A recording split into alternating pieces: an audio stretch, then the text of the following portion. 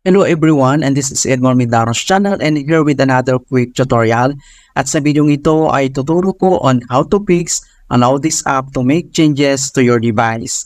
Alright, so without further ado, let's go ahead. So every time na mag-open tayo ng app program sa ating Windows ay ganito yung makikita natin na do you want to allow this app to make changes to your device. Alright, so kung paano ba natin i-disable or i-turn off ang notification niya. Very simple lang naman. So, ang next na ating gagawin, dito lang sa ating start menu. So, click mo lang yan. And then dito sa searching bar, ay kailangan lang natin i-search yung change user account control. Ayan.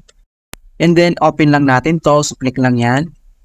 So, dito sa user account control settings, ay makikita mo dito yung arrow na ito mga kaibigan na always notify and then yung never notify.